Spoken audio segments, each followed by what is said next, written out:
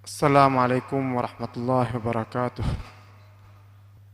Hadirin yang dimuliakan Allah, di antara hal-hal yang penting yang pernah diingatkan oleh Rasulullah SAW, dan ini kurang menjadi perhatian kita, generasi yang hidup di akhir zaman, selain tentang faktor usia, kemana yang kita sudah gunakan, ya? Seperti yang kita sampaikan semalam, artinya perlu kepada muhasabah, evaluasi. Hal terpenting juga adalah tentang harta yang kau punya, harta yang kau peroleh, dari mana engkau mendapatkannya dan kemana engkau gunakan. Dalam sebuah sabda Nabi yang cukup singkat, di mana Nabi mengatakan ada 4 hal yang akan diuji dan ditanyakan di akhirat tentang seorang hamba. Salah satunya adalah wa fi malihi min aina atahu wa fi ma afnah. Tentang hartanya, dari mana dia mendapatkan ataupun memperolehnya, dan bagaimana cara kemana dia gunakan harta tersebut. Hadirin muliakan Allah, kenapa Nabi kemudian mengingatkan hal ini menjadi penting, ya?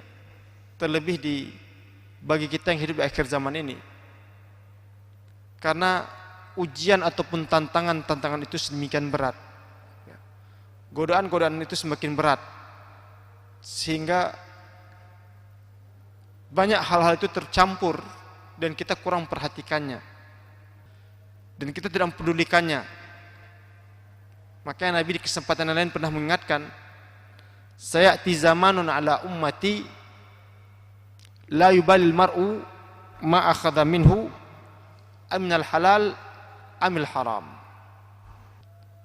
Kelak akan datang suatu zaman kepada umatku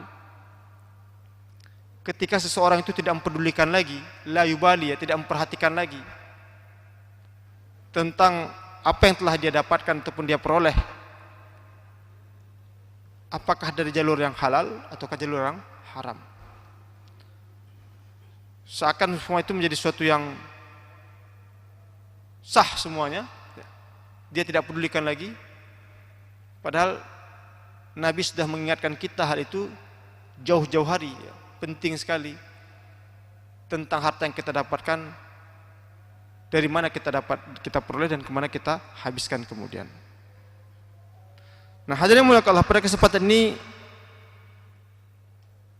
berangkat dari hadis Nabi tersebut, kita akan coba ulas, ya, akan kita coba kaji tentang pentingnya kita generasi akhir zaman ini untuk turut, ya, selain mengevaluasi tentang waktu yang kita pakai dalam hidup, tapi juga memperhatikan makanan, memperhatikan harta yang kita dapat dan kemana kita gunakan. Artinya kita evaluasilah dalam hidup ini, ya.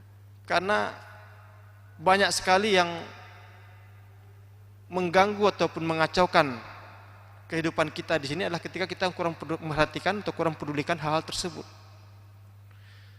Saya tadi sudah menyinggung tentang masalah makanan, ya. Karena ini yang paling banyak, ya. Yang paling banyak tantangan di akhir zaman itu adalah dalam hal makanan. Kemudian mungkin kalau ada, ya, ketika bercampur dengan unsur-unsur yang haram, ya. Padahal perintah Allah sudah jelas, ya ayuhan nasu kulu mimma fil ardi halalan thayyiba. Wahai sekalian manusia, makanlah olehmu apa yang tersedia di muka bumi ini, asalkan dia halalan thayyiba. 2 syarat yang mesti kita penuhi. Yang pertama halal, yang kedua thayyib. Halal di situ artinya adalah halal secara zat,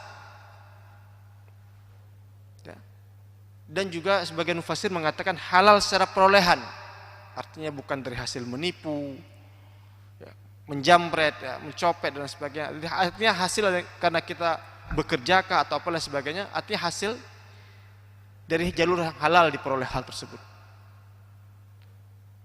Tapi Al-Quran juga mengingatkan tidak hanya sekedar halal, juga thayyib, ya. Baik bagi tubuh kamu, baik bagi diri kamu. Artinya asupan gizi yang kita makan itu baik bagi tubuh kita sehingga kita semakin baik dan kuat beribadah kepada Allah Subhanahu wa taala. Ya, makanya sebagian mufassir mengatakan kalau ada makan-makanan itu yang justru membahayakan bagi seseorang, maka sebaiknya tidak dikonsumsi ya. Apakah makanan itu karena alergi dan lain sebagainya.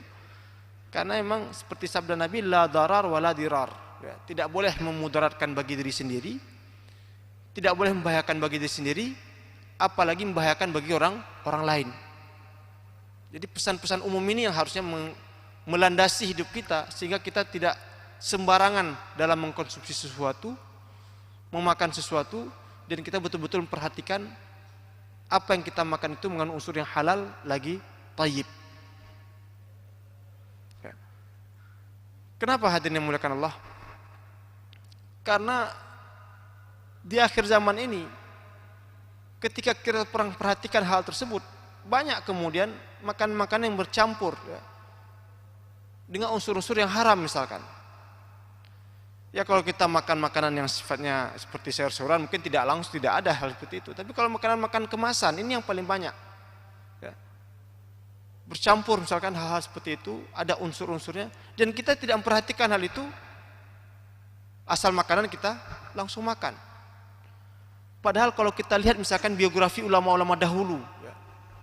Ulama-ulama dahulu itu mereka tidak hanya kuat dalam hal ilmunya, ilmu agama, pengetahuan agama, tidak hanya kuat dalam hal ibadahnya, amalannya, tapi juga kuat pengetahuan dan wawasannya. Jadi jangan dikira misalkan ulama-ulama Islam dahulu itu hanya ngerti ya fikih saja, hanya mengerti usul fikih saja, tidak. Ulama-ulama Islam dahulu itu mereka punya kemampuan di berbagai disiplin ilmu karena kuatnya semangat mereka dalam menuntut ilmu dan luasnya wawasan serta pengetahuan yang mereka miliki. Maka sebutlah seperti Imam Ibnul Qayyim Al-Jauziyah yang tadi malam kita kupas dalam kitab Al-Fawaid itu.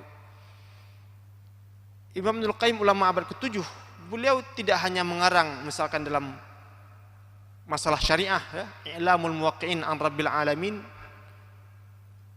ataupun kitab-kitab tentang hadis dan lain sebagainya, tapi juga beliau mengangkat masalah-masalah kesehatan, masalah makanan-makanan yang layak dikonsumsi ya. Sampai beliau menulis waktu-waktu yang bagus dikonsumsi di pagi hari, siang hari dan malam hari. Artinya apa? Dengan begitu kita bisa menjaga kesehatan dan bagus beribadah kepada Allah Subhanahu wa taala. Makanya beliau juga mengarang kitab At-Tibbun Nabawi ya. Seni kedokteran ala Nabi ya. Jadi beliau belajar dari bagaimana hadis-hadis Nabi tentang merawat kebiasaan hidup Nabi ya. Bagaimana Nabi merawat kesehatan. Lalu beliau karanglah kitab At-Tibbun Nabawi itu. Artinya sebagai seorang muslim kita tidak hanya bagus dalam amal ya, mengerti tentang agama, tapi juga mesti punya wawasan tentang hal-hal yang berkaitan dengan kesehatan dan makanan seperti ini. Tahu tentang hal tersebut karena ulama-ulama Islam juga punya pengalaman seperti itu. Kalau tidak memperhatikan apa yang dimakan, harta yang diperoleh dan bercampur kemudian, maka apa jadinya kita kemudian? Jadi ini penting kita ya. Kenapa orang-orang barat mengatakan you are what you eat gitu. Kamu adalah apa yang kamu makan. Karena apa yang kita makan itu kemudian membentuk pikiran kita, membentuk hati kita, membentuk tubuh kita. Ya. Makanan yang mungkin mengandung unsur yang haram, baik secara zat ataupun unsur haram secara perolehan. Ya. Karena dua hal ini sama banyaknya sekarang ini. Ya. Kalau makan-makan itu terkadang ada unsur-unsur BB begitu. Zatnya mengandung unsur haram, diperoleh juga terkadang secara unsur haram.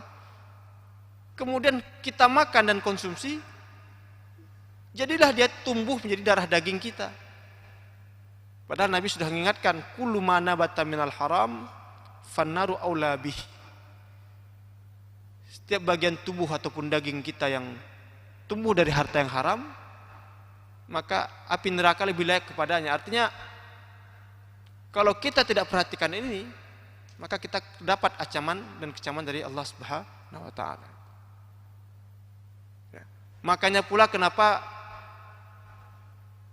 hal yang paling kita takutkan di akhir zaman ini adalah seperti makan harta riba misalkan. Ya.